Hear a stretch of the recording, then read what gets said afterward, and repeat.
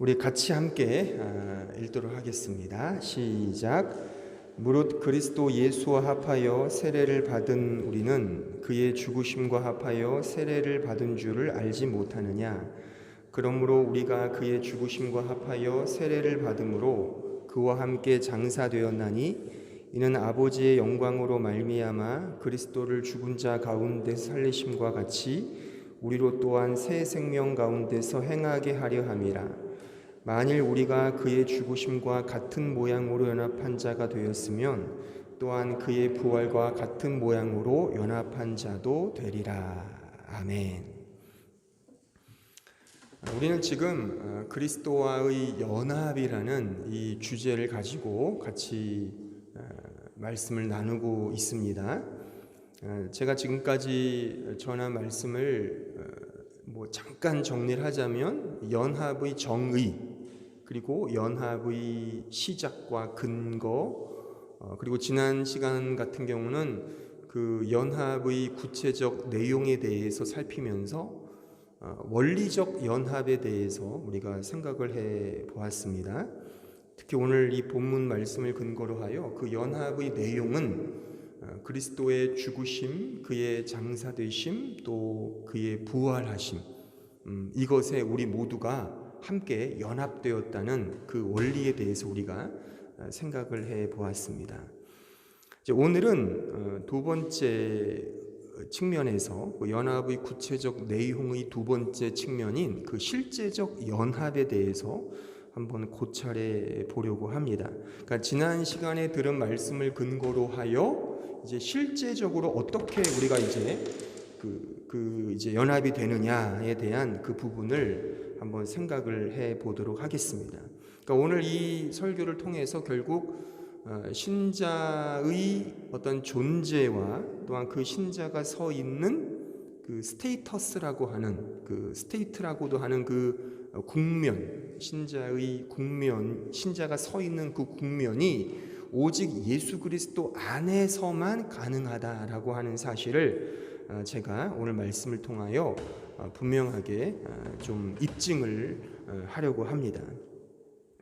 자, 먼저 이 연합의 실제적 현상, 그러니까 우리가 예수님과 연합을 하면 실제적으로 우리에게 나타나는 가장 중요한 현상이 뭐냐면 새로운 생명을 얻는 겁니다. 교리적으로 말하면 중생이라고 말을 하죠. 그러니까 이 중생의 국면으로 이제 신자가 들어가게 된다는 것입니다. 그리스도의 영을 통해 그리스도의 사람이 된다라고 말할 수가 있죠. 그 근거 구절로는 로마서 8장 9절로 10절을 한번 보세요. 만일 너희 속에 하나님의 영이 거하시면 너희가 육신에 있지 아니하고 영에 있나니 누구든지 그리스도의 영이 없으면 그리스도의 사람이 아니라. 또 그리스도께서 너희 안에 계시면, 연합이죠, 계시면 몸은 죄로 말미암아 죽지만 영은 의로 말미암아 살아있다. 이게 새 생명을 의미하는 겁니다. 새 생명. 그래서 새롭게 태어난다라고 우리는 말하고, 이것을 이제 리제너레이션, 중생이라고, 혹은 뉴 벌스라고 하죠. 신생, 새롭게 태어나는 것을 의미하는 겁니다. 에베소서 2장 4절로 5절에 보시면 긍휼이 풍성하신 하나님이 우리를 사랑하신 그 큰 사랑을 인하여 허물로 죽은 우리를 그리스도와 함께 살리셨고 너희는 그 은혜로 구원을 받은 것이라. 여기에 중요한 문구가 있죠. 이게 이 헬라어 성경으로 보면 수네조 오포이 에센토 크리스토라고 되어 있어요. 그러니까 번역하면 이대로입니다. 우리를 그리스도와 함께 살리셨다. 이 살리셨다의 시제가 부정과거 시제입니다. 그러니까 새로운 창조를 의미하는 거죠. 또 10절을 보세요. 2장 10절. 우리는 그가 만드신 바라 그리스도 예수 안에서 선한 일을 위하여 지으심을 받은 자니 이 일은 하나님이 전에 예비하사 우리로 그 가운데서 행하게 하려 하심이니라. 여기에 보면 크리스텐테스 앤 크리스토 예수라는 표현이 나오거든요. 즉 그리스도 예수 안에서 지으심을 받았다 이거예요. 이것도 부정과거 시제입니다. 그러니까 새롭게 창조받았다는 거죠. 말하자면 창세기 1장의 그 천지 창조, 인간 창조와 오버랩되는 말씀이라고 볼 수 있습니다. 말하자면 이것이 근원적이고 본질적인 창조라고 말할 수 있어요. 그러니까 창세기 1장의 천지 창조는 이 창조를 가리키는 하나의 예표에 불과하다. 저는 그렇게 말하고 싶어요. 그러니까 이 창조를 받지 못하면 진짜 그 사람은 살아있는 자가 아니다라고도 이 성경적으로 말을 할 수 있는 거예요. 그러니까 하나님께서 예수 그리스도 안에서 이 생명으로 창조하시기 위해 만세전에 계획하시고 이곳을 통해서 참된 백성을 만들기 위해서 이런 모든 역사를 허락하셨다고 말할 수가 있는 것입니다. 오직 예수 그리스도 안에서만 새로운 창조가 성취된다는 사실을 우리는 꼭 기억을 해야 되는 겁니다. 이것이 첫 번째 실제적인 연합의 내용이고요. 두 번째로는 이 신자가 이제 예수 그리스도와 연합되면 이제 우리의 신분은 바뀌죠. 이제 우리의 신분은 하나님 아버지를 아버지라 부르는 그의 자녀가 된다는 것입니다. 또한 예수님은 나의 신랑, 나는 그의 신부, 부부 관계가 된다는 겁니다. 그렇게 성경은 우리에게 가르쳐주고 있어요. 자, 요한복음 1장 12절 13절 보시면 영접하는 자 곧 그 이름을 믿는 자들에게는 하나님의 자녀가 되는 권세를 주셨으니 보세요. 그의 자녀가 된다. 이는 혈통으로나 육정으로나 사람의 뜻으로 나지 아니하고 오직 하나님께로부터 난 자들이니라. 로마서 8장 15절 보세요. 너희는 다시 무서워하는 종의 영을 받지 아니하고 양자의 영을 받았으므로, 이 영이라는 게 그리스도의 영을 의미하는 거예요. 그래서 그와 연합되었다는 거죠. 우리가 아빠 아버지라 부르짖느니라. 여기 아빠가 이제 이게 발음 자체가 이게 아빠예요. 그냥 아빠가 히브리어든 헬라어든 다 동일한 아빠입니다. 그러니까 얼마나 표현이 참 의미가 있죠. 그러니까 우리가 이제 아빠 아버지라 부르짖는다는 겁니다. 자, 갈라디아서 4장 6절 너희가 아들이므로 하나님이 그 아들의 영을 우리 마음 가운데 보내사 아빠 아버지라 부르게 하셨느니라. 그러니까 연합을 통해 이제 우리는 하나님을 아버지라 부르는 그의 거룩한 자녀가 되었다라는 신분의 변화, 존재의 변화를 우리는 여기서 생각할 수가 있습니다. 또한 이제 우리는 그분의 거룩한 신부예요. 자, 요한계시록 21장 1절로 2절에 가보세요.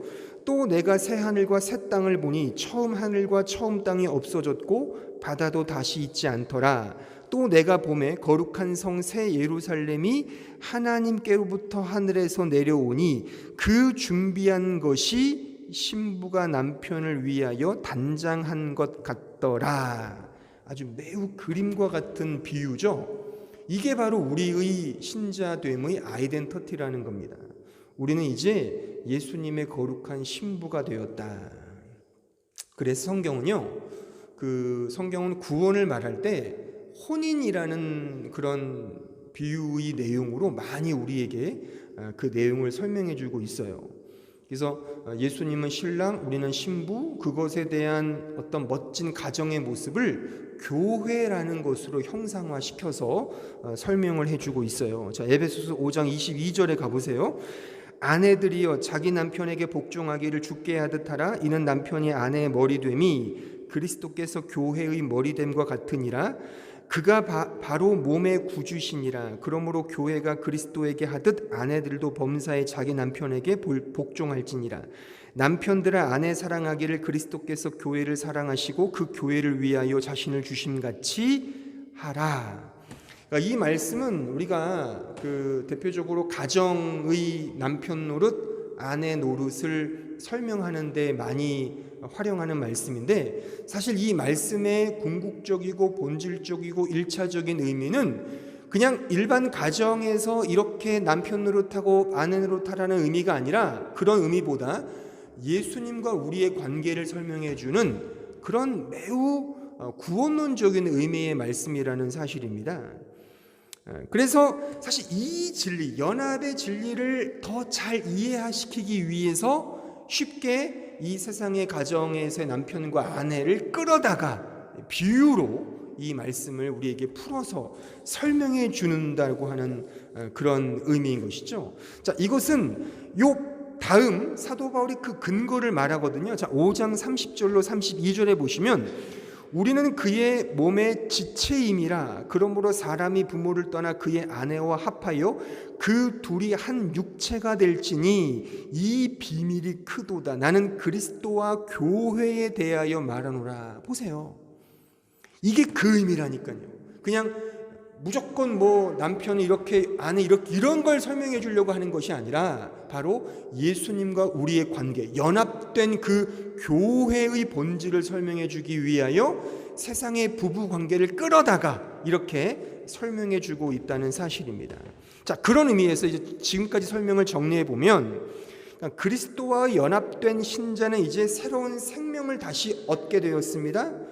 그래서 이제 신자는 그리스도의 신부로, 하나님의 나라의 백성으로, 또한 그의 자녀로 이제 하나님만을 의지하고 믿는 존재가 되었다는 것이죠. 하나님을 아빠, 아버지라 부를 수 있는 그런 어마어마한 특권과 권위와 어떤 자격을 갖게 되었다는 것입니다.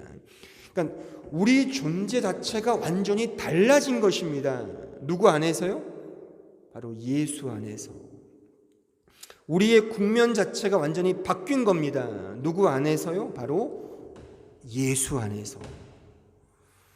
그러니까 우리 신자는 이제 우리의 포지션, 우리의 어스펙트, 이런 위치와 국면 또는 스테이터스, 우리의 어떤 지위와 신분이 이제 완전히 달라졌다는 겁니다. 그래서 제가 첫 시간에 이 그리스도와의 연합은 존재론적 관계라 그랬잖아요. 존재, 인격적 관계라는 의미입니다.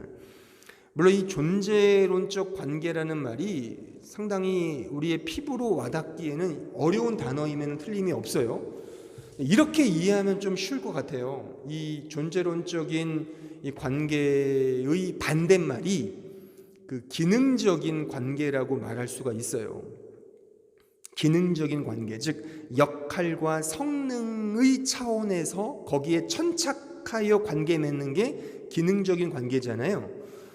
그것의 반대가 존재론적인 관계죠. 그 존재 자체에 집중하는 것이 이제 존재론적인 관계라고 말할 수가 있습니다. 가령 그 자식을 키우는 부모들 보시면, 부모와 자식의 관계는 기능적입니까? 아니면 관계론적입니까?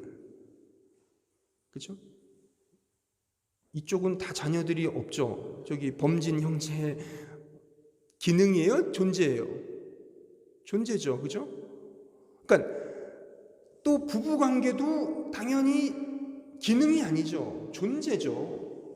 만약 기능 관계로 생각하면 남편에게 있어서 아내가 뭐 밥하고 빨래하고 집안 청소하고 애 키우고 뭐 소위 말해 뒷바라지하는 기능으로만 아내를 생각한다면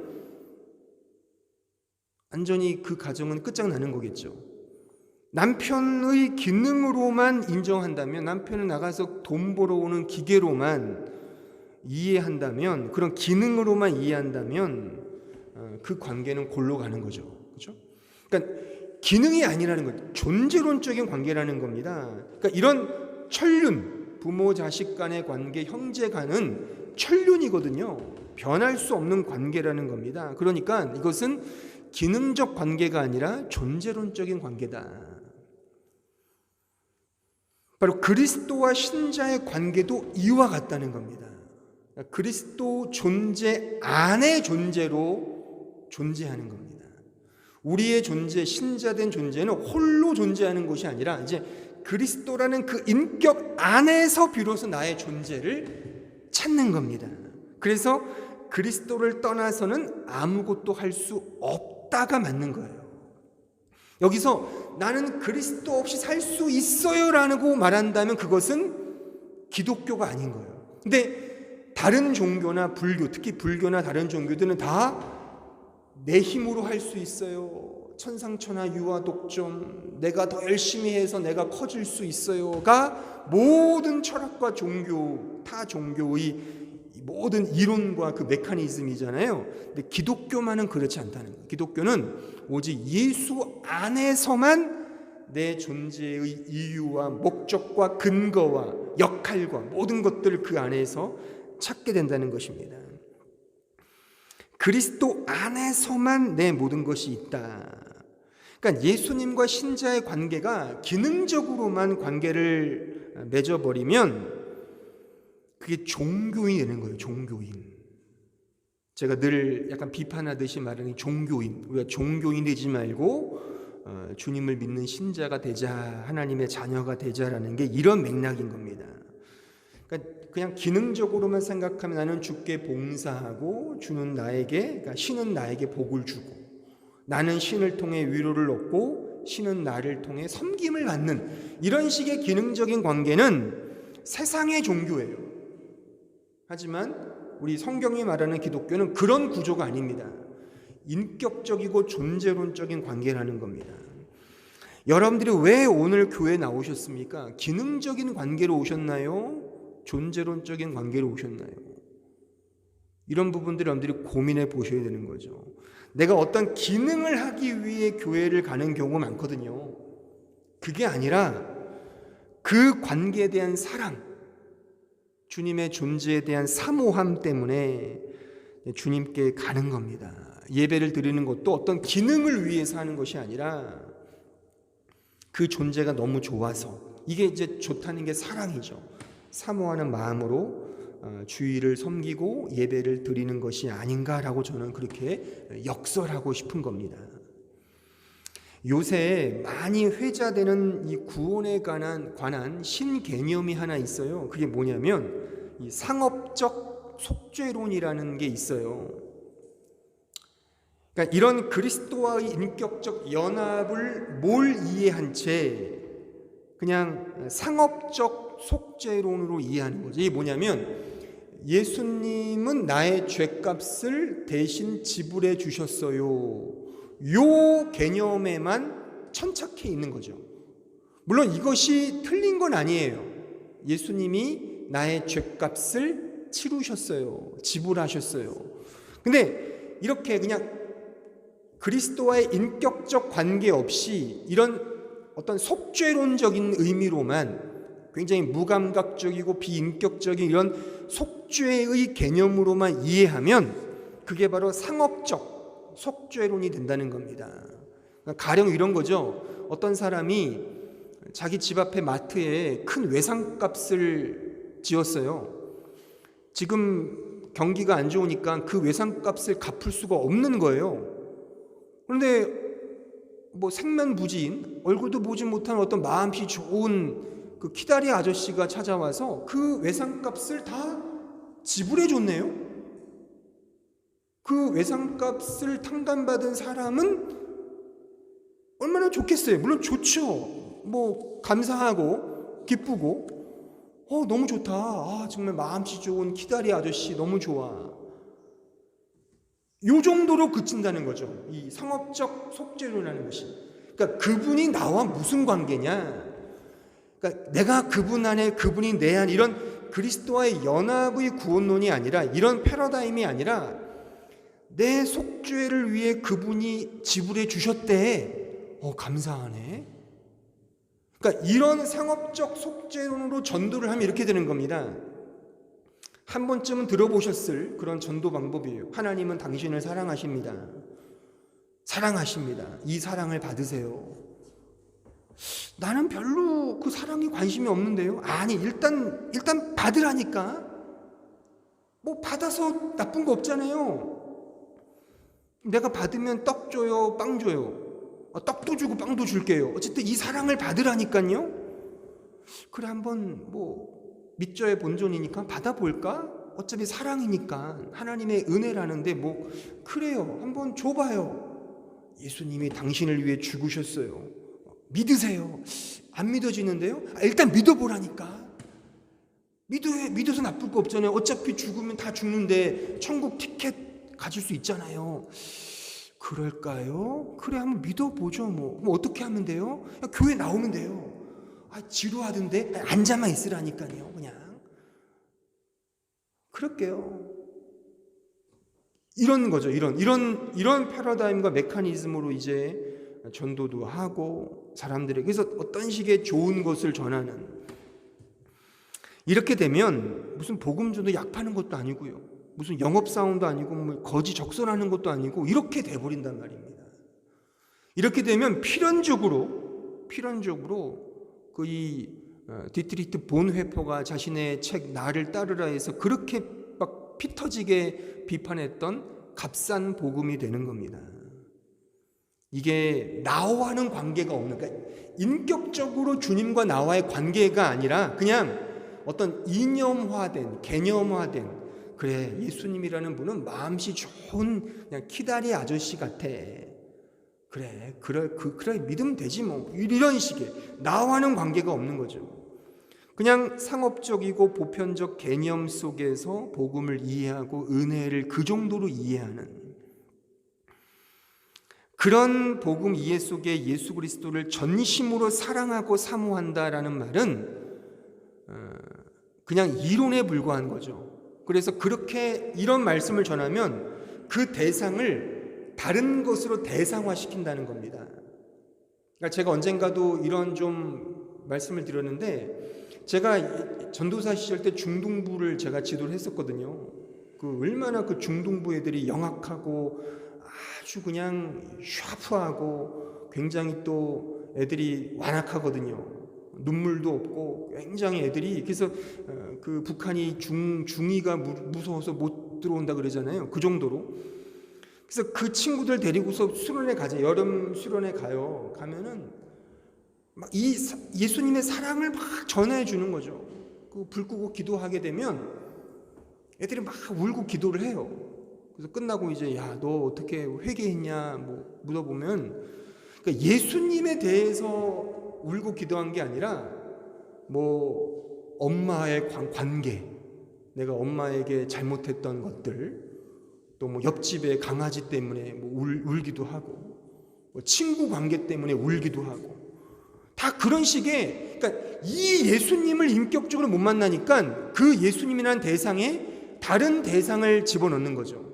어떤 감동적인, 또 그런 식으로 목사들이 설교를 하죠.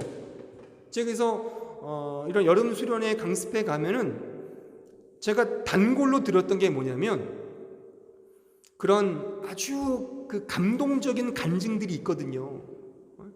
막 이런 아주 그 드라마틱한 뭐 사고가 나서 어떻게 해서 다시금 뭐 회복되고 이런 식의 간증들을 가지고 이제 울리기도 했다가 웃기도 했다가 그런 게 많거든요. 그러니까 이런 것들이 아예 나쁘다는 게 아니라 결국 상업적 속죄로로 가다 보니까 결국 맞닥뜨리는 것은 이런 감정적이고 값싼 은혜이며 복음이며, 또한 그 대상 자체가 불확실한, 주님이 말씀이 아니고 주님이 아닌 것으로 가버린다는 것입니다.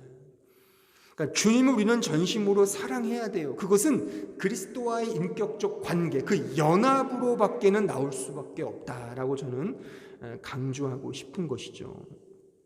이것이 제가 지난 시간에도 잠깐 언급해 드렸던 이 연합의 목적이라고도 말할 수 있죠. 자, 호세아 6장 6절에 가보세요.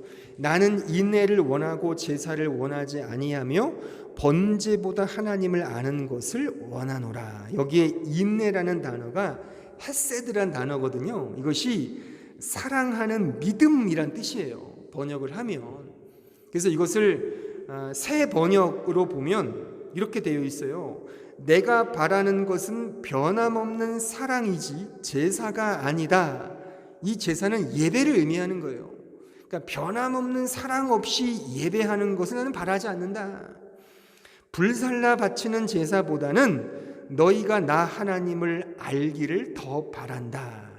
그러니까 불살라 바치는 제사, 자기 몸을 막 찢고 막 자기 자식을 바치는 그런 식의 엄청난 희생과 엄청난 노력과 수고로 예배를 드려도 하나님을 알지 못하는 예배, 하나님을 사랑하지 않는 예배는 다 헌물을 켜는 것과 같다라는 그런 말씀인 것입니다. 그래서 인격적 사랑, 존재론적 사랑이 우선돼야 되며 그것은 곧 그리스도와의 연합의 핵심 가치라고 말할 수가 있어요. 그래서 신자가 이제 연합이 되면 이제 이러한 새로운 국면으로 가게 된다는 겁니다. 세상을 사랑하던 존재에서 그리스도 예수를 사랑하는 존재로 바뀌게 된다라고 하는 것입니다. 그래서 이 국면이 달라졌다. 이게 여기서 나오는 중요한 하나의 또 이슈죠. 국면, 또 우리의 상황이 달라진 겁니다. 우리의 체계와 대기 원리가 달라진 겁니다. 대기 원리. 그러니까 지금 제가 한국어로 설교를 하잖아요. 다 이해를 하시잖아요. 제가 만약에 제가 존경에 맞지 않는 히브리어나 헬라어로, 물론 그렇게 할 수도 없겠지만 설교한다면 여러분들 알아들으실까요? 전혀 못 알아듣죠. 전하는 자나 듣는 자가 전혀 못 알아듣는 거죠. 왜요? 우리에게는 공통의 분모가 아니기 때문에 그렇죠. 이 헬라어와 히브리어는 우리의 공통의 대기, 공통의 체계는 한국어거든요. 그렇기 때문에 이해를 하는 거라는 거예요. 국면이 달라진 겁니다. 우리의 국면은 한국어인 것처럼 이제 우리는 예수 그리스도 안에 연합되어서 이 국면의 팩트가 달라진 겁니다. 이제 신자를 지배하던 상황과 국면과 영역과 통치가 완전 달라진 거예요. 그래서 이제 우리는 예수 그리스도 안에서 그의 자녀가 되었고 그의 신부가 되었으며 이제 그 안에서 우리의 존재를 찾게 되고 또한 그를 사랑하는 참된 신자가 되었다라고 말할 수 있는 거예요. 그러니까 내가 성장하고 성숙해져서 그 경지에 다다르는 것이 아니라 바로 순전히 예수와 연합되어서 이 모든 축복이 우리의 것이 되었다라고 하는 것입니다. 자, 그러면 이런 의문이 하나 제기가 돼요. 여러분들이 지금 제 설교를 진짜 유심히 잘 들었다면, 저의 워딩과 표현을 잘 들었다면 약간 어폐가 있는데? 라는 게 뭐냐면, 우리의 존재가 완전히 달라졌다라는 이 표현과 우리 존재가 달라진 것이 아니라 국면이 달라졌다라는 이 두 가지 표현이 약간 충돌하는 것처럼 느껴질 수 있는 거죠. 근데 충돌하지 않는 이유는 결국 우리의 존재가 내 존재가 아니라 바로 예수 그리스도 안에, 그러니까 예수 그리스도 안에 있는 존재가 되었기 때문에 우리의 존재가 달라진 것이고 그 국면이 달라졌다라고 제가 강조하는 겁니다. 그래서 그 강조점은 예수 그리스도 안에서라는 이 진리라는 겁니다. 그러니까 in me가 아니라 in Christ다 이겁니다. 내 안에서 내 스스로가 노력해서 어떤 존재에 올라가는 싸움이 아니라 또한 내가 늘 있던 고만고만한 국면에서 막 어떤 일을 해서 새로운 경지에 다다르는 그런 싸움이 아니라 예수 그리스도 안에 있는 인격, 예수 그리스도 안에 있는 새로운 어스펙트, 새로운 국면이라고 하는 거예요. 그러니까 이 강조점이 바로 예수 그리스도다. 그래서 이 그리스도와의 연합의 이 진리는 그 초점과 내용과 모든 근거가 우리에게 있는 게 아니에요. 바로 예수 그리스도 안에만 있다는 겁니다. 우리는 여전히 본성적으로 죄를 짓죠. 우린 죄인이에요, 여전히. 그렇지만 예수 그리스도 안에 새로운 피조물이 되었고 예수 그리스도 안에서 이렇게 외칠 수 있는 겁니다. 이전 것은 지나갔으니 보라 새 것이 되었도다 라고 외칠 수 있는 겁니다. 그 근거는 바로 예수 그리스도 안에서라고 하는 이 in Christ, 바로 이 표현, 이 진리 때문에 이렇게 말할 수가 있는 것입니다. 이렇게 정리할 수가 있습니다. 신자는 그리스도 예수 안에서 새로운 존재가 되었다. 그리고 예수 그리스도 안에서 새로운 국면에 참여하게 되었다라고 말할 수가 있는 겁니다. 따라서 이 그리스도와의 연합의 이 진리는 결국 예수 그리스도만을 근거한다라고 그렇게 강하게 제가 말할 수 있어요. 우리에게 근거되는 건 없습니다. 다 내 밖에 외부적인 팩트, 외부적인 실체, 외부적인 어떤 내용에 근거하여 우리가 하나님의 은혜로 중생을 얻고 하나님의 자녀가 되었으며 그의 신부가 되었다 라고 말할 수 있는 거죠. 그러니까 우리가 얼굴이 예쁘고 가진 게 있어서 그분의 신부가 된 것이 아니라 바로 우리에게 없는 그 하나님의 의 때문에 우리가 바로 하나님의 자녀가 되었고 그리스도의 신부가 되었다라고 말할 수가 있는 겁니다. 제가 끝으로 이 진리를 조금 더 풍성하게 설명해 줄 수 있는 하나의 스토리를 제가 설명해 드리고 마치려고 합니다. 그러니까 지금 제가 설명한 이 내용을 말하자면 그림과 같이 우리에게 이해시킬 수 있는 구약의 한 스토리가 있어요. 그게 뭐냐면 유다와 다말의 스토리입니다. 유다와 다말 스토리 아세요 혹시? 이게 창세기 38장에 등장하거든요. 여러분들이 만약 주일학교 교육을 잘 받으셨다 하더라도 아마 이 스토리는 대놓고 들어본 적이 별로 없을 거예요. 왜냐하면 이 스토리는 거의 삼류소설에도 등장하지 못할 정도의 거의 막장 중에 개막장이거든요. 그 임성한 작가가 와도 울고 갈 그런 막장의 대명사가 이 유다와 다말의 스토리입니다. 한번 집에 가셔서 창세기 38장을 읽어보세요. 이런 내용도 있었나 싶을 정도로 진짜 이것은 뭐 아주 개막장이에요. 근데 보세요. 이 유다라는 사람은 다 아시죠? 유다는 바로 그 야곱의 12 아들 중에 있는 사람이고 또한 지금의 그 이스라엘 민족의 건국 아버지잖아요. 그러니까 이스라엘 사람들 유태인이라고 부르는 이유가 이 유다의 이름을 따서 유대인 혹은 유태인이라고 부르는 거거든요. 그러니까 뭐 우리로 말하면 막 건국의 아버지 같은 사람인 거죠. 대단한 사람이죠. 근데 실제 이 사람의 이 족적을 살펴보면 아주 입에 담을 수 없을 만큼의 그런 이야기가 등장한다는 겁니다. 제가 간략히 그 이야기를 좀 설명해 드리면 유다에게 세 아들이 있었어요. 엘과 오난과 셀라라는 이름을 가진 세 아들이었습니다. 이제 큰 아들 엘을 위해서 아버지인 유다가 며느리를 얻습니다. 그 며느리가 다말이에요. 근데 성경에 의하면 이 큰아들 엘이 죄를 지었답니다. 그 죄가 뭔진 몰라요. 죄를 지었더니 하나님이 죽이세요. 근데 이 당시에 뭐 지금은 모르겠지만 그러니까 신약 성경에도 이런 말씀이 있는 거 보니까 이 유대인의 전통인가 보죠. 어떤 관습이 있었냐면 형이 죽으면 그러니까 형이 후사가 없이 죽으면 그 동생 남동생이 그 부인과 그러니까 자신의 형수겠죠. 형수와 결혼하여 후사를 낳아주어야 하는 그런 관습이 있었습니다. 이것은 꼭 지켜야 되는 그런 관습이었어요. 그래서 그 둘째인 오난이 이제 형수와 결혼을 합니다.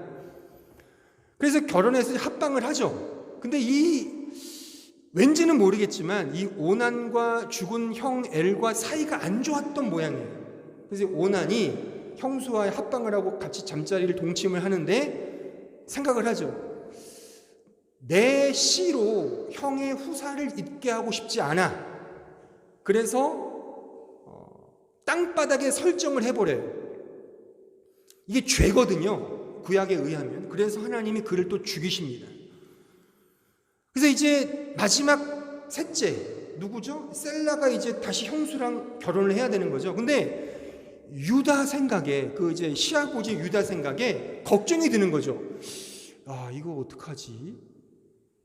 내 하나밖에 안 남은 셀라마저 죽으면 어떡하냐 해서 아직 어리기도 해서 굉장히 좀 불안해해요. 그리고 우리나라 속담에도 그런 게 있잖아요. 여자를 잘못 들으면 집안이 망한다는 그런 말도 안 되는 속담이 있잖아요.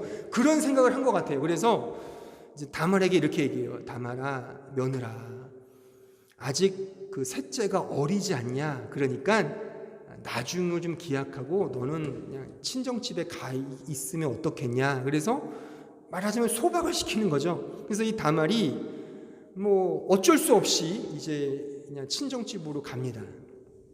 그리고서 얼마의 시간이 흘러요. 그리고 이제 그 유다의 아내가 죽습니다. 죽고 이 친구들과 함께 장례식을 잘 치러요. 치르고 나서 이제 이 아내의 채 가시기도 전에 유다가 음욕을 품어요. 그래서 그 동네 친구들과 한 잔 거꾸로 이제 딥나라는 도시로 이 마시러 가거든요. 가서 이제 뭔가 즐기려고, 아내 없어서 즐기려고 하는데 그 소식을 들은 그 며느리 다말이 소복을 이제 남편이 죽었으니까 이제 그 소복을 입고 있었지 않았겠어요? 그걸 벗어 던지고 창녀로 변장을 합니다. 창녀로 변장을 하고 길거리에 서서 자기 시아버지를 기다려요. 이제 이 너울로 얼굴을 가려서 이제 그 무슨 그 히잡 같은 거 있잖아요. 그런 걸 막 얼굴을 칭칭 가리고 있어서 얼굴을 못 알아보게 감춘 거죠. 그리고서 이제 창녀같이 이제 길거리에 서서 막 이제 손님을 기다리고 있습니다. 그걸 본 유다가 음욕을 품고 그 여자에 다가가요. 내가 너와 함께 자고 싶다. 함께 즐기자. 그때 이 다말이 말합니다. 그럼 나에게 뭐 해주실래요? 내가 염소 새끼를 주마. 근데 지금 당장 주셔야죠. 지금 보니까 없는 것 같은데 담보물을 주세요. 담보물을.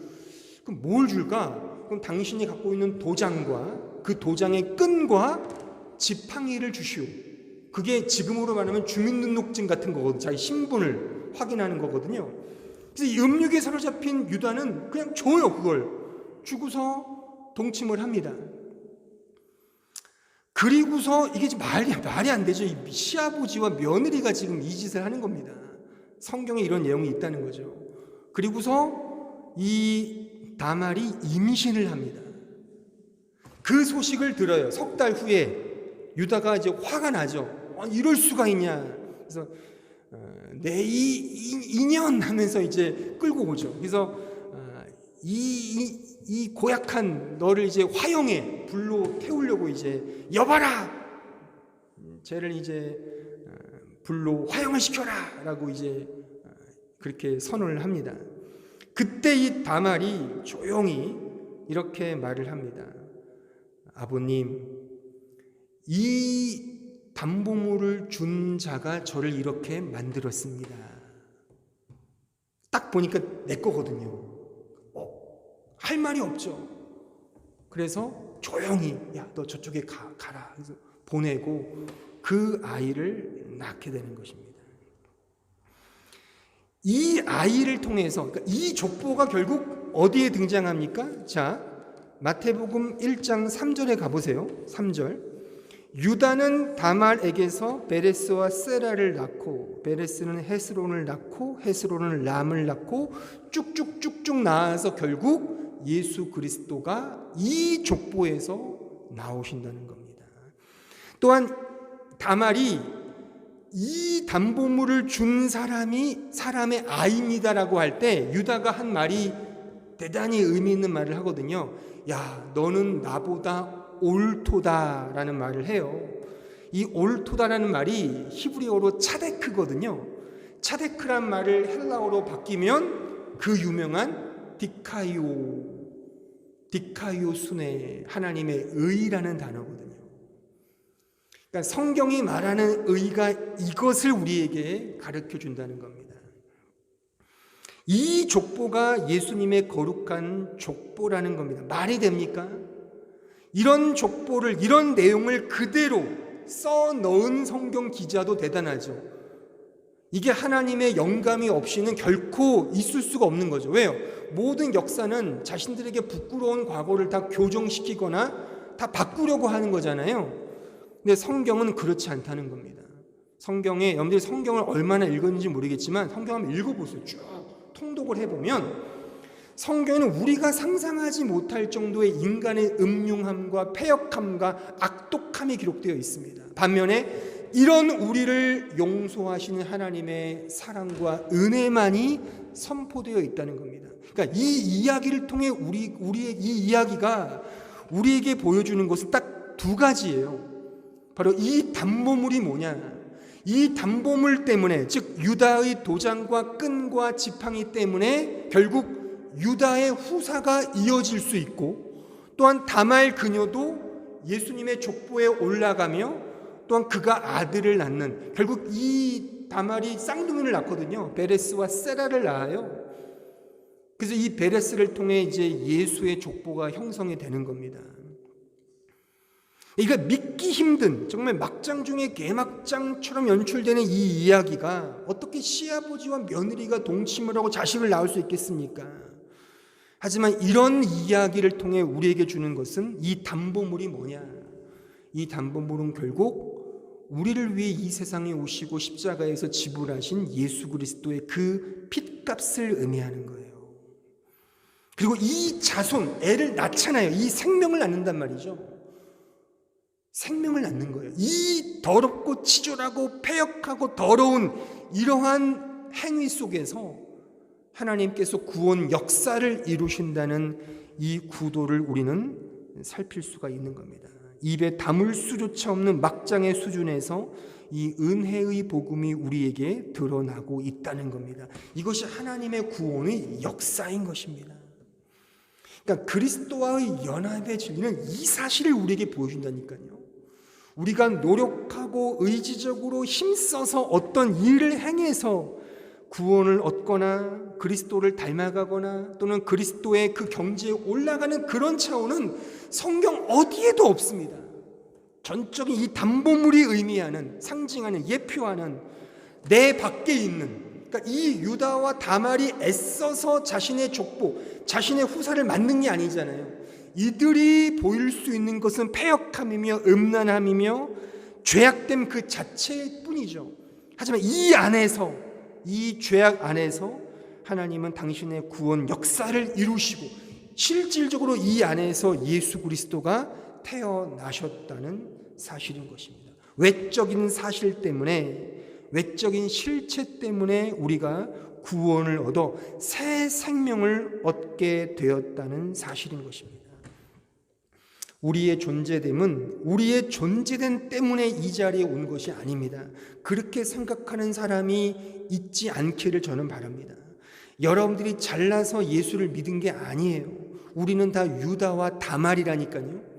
우리는 다 음란하고 패역하고 막장 그 자체 인생을 살고 있지 않습니까? 그런 우리를 외부적인 이 담보물이 나를 지키고 있다는 겁니다. 그래서 이렇게 더러운 여인이 예수님의 족보에 들어가게 되었고, 이렇게 음란한 유다가 지금의 이스라엘의 민족의 건국 아버지가 되었다는 이 아이러니한 상황이 바로 우리라고 하는 겁니다. 그러니까 다말과 유다는 우리를 가리키는 거예요. 우리가 이런 존재임에도 불구하고 우리 안에서 이 역사를 행하시는 바로 예수 그리스도의 그 은혜로 내가 이 자리, 이 은혜의 자리, 하나님의 자녀 그리스도의 거룩한 신부가 되었다라고 하는 사실인 것입니다. 내 국면이 아니라 바로 예수 그리스도 안에 있는 국면이라고 하는 것입니다. 따라서 우리는 이 고백밖에는 우리 입에서 나올 수밖에 없습니다. 자, 요한복음 15장 5절을 보세요. 나는 포도나무요 너희는 가지라. 그가 내 안에 내가 그 안에 거하면 사람이 열매를 많이 맺나니 나를 떠나서는 너희가 아무것도 할 수 없습니다. 예수님을 떠나서는 나는 단 한순간도 살 수 없습니다. 이 고백이야말로 신자의 유일한 고백이며 구원의 유일한 근거이며 믿음의 유일한 본질이라는 사실을 우리 모두는 꼭 기억해야 할 줄로 믿습니다. 자유의지를 가진 신자는 이제 내 한평생 예수 그리스도와의 관계를 날마다 매 순간 점검하고 믿음으로 사는 자임을 여러분들은 꼭 기억해야 하는 것입니다. 이러한 고민과 성찰이 여러분들의 인생 속에서 부디 의미 있는 자리에 놓여지길, 그냥 흥청망청 아무 생각 없이 그냥 살아가는 그런 사람들이 우리 한마음교회 교인 가운데는 단 한 사람도 없기를 저는 진심으로 바랍니다. 진짜 이러한 고민과 성찰이 여러분들에게 있으셔야 돼요. 그냥 상업적 속죄론에 그냥 빠져서 하나님의 사랑이 도대체 성령이 말하는 사랑인 줄도 모른 채 자기 감정과 자기 느낌에 겨워서 살아가는 것은 전혀 소망이 없다는 겁니다. 바로 오늘 들은 이 말씀을 기억하면서 나의 존재를 오직 그리스도 예수 안에서 찾고 끊임없이 이 안에서 경주하는 그런 믿음의 종들 다 되시기를 진심으로 바랍니다. 다 함께 기도하겠습니다. 오늘 말씀을 생각하시면서 우리는 진정 유다와 다말입니다. 우리에게는 이런 본성들이 있습니다. 여전히 있습니다. 우리가 행하는 것은 하나님이 기쁘게 받으시지 않습니다. 아마 여러분들 스스로는 알 거라고 저는 생각합니다. 설교를 지금 하고 있는 저도요, 제 마음속은 모르시잖아요. 제가 성령에 사로잡혀 설교하는 것 같이 보일지 모르지만 제 마음속에도 또 다른 내 의를 드러내고자 하는 욕망이 있습니다. 거룩한 설교를 하고 찬양을 부르는 자조차도 이러할진데 우리가 과연 무엇으로 주님을 만족시킬 수 있겠습니까? 우리는 없다니까요. 예수님 안으로 들어가는 겁니다. 아니죠. 들어왔죠. 이 진리를 확인하면서 감사해야 되는 거예요. 찬송해야 되는 거예요. 이 진리 안에서 나의 삶을 역추적하는 겁니다. 내가 하나님의 사람인데 이렇게 사는 것은 가당치 않지 않냐? 합당하지 않지 않냐? 내가 하나님의 신자라고 하는데 어떻게 이렇게 살 수 있어? 이런 외침이 각자의 삶 속에 있으셔야 합니다. 그렇게 고민하고 살아서 상급받는 것이 아니라 이 은혜를 받았잖아요. 이 놀라운 축복을 받았지 않습니까? 이 안에서 이제 고민하는 겁니다. 더 많이 희생하고 더 많이 사랑하고 더 많이 이해하고 더 많이 아량을 베풀며 더 많이 양보하고 참고 인내하는 그러한 믿음의 삶을 살아가는 거예요. 예수님처럼 말이죠. 왜요? 예수가 내 안에 계시니까 할 수 있잖아요. 할 수 있단 말입니다. 이 은혜를 붙들고 사십시오. 다 같이 이 시간 기도하실 때에 오늘 들은 말씀을 기억하며 주님 안에서 날마다 살아가는 참된 신자 되게 해달라고 다 함께 합심하여 통성으로 기도하겠습니다. 은혜로우신 주님, 저희들을 불쌍히 여겨 주옵소서. 우리가 한 것은 아무것도 없습니다. 전적인 하나님의 은혜이며 하나님의 사랑. 우리는 다 유다와 같은 자이며 다말과 같은 자입니다. 하나님, 그런 우리를 담보물 되어 주셔서 이 놀라운 은총을 허락해 주셨으니 우리가 무슨 말을 할 수 있겠습니까? 오 주님, 감사합니다. 주님의 이름을 찬송합니다. 우리의 삶 속에서 하나님 앞에 온전히 믿음으로 살아가는 저희들 될 수 있도록 축복해 주시고, 날마다의 삶 속에 이러한 고민과 성찰이 우리의 의미 있는 자리에 놓여질 수 있도록 축복하여 주옵소서. 세상 사람들이 다 흥청망청 산다 할지라도 하나님의 신부로서, 하나님의 백성으로서, 하나님의 자녀로서 이 세상을 살아가는 저희들 될 수 있도록 축복하여 주시옵소서. 예수님의 이름으로 기도합니다.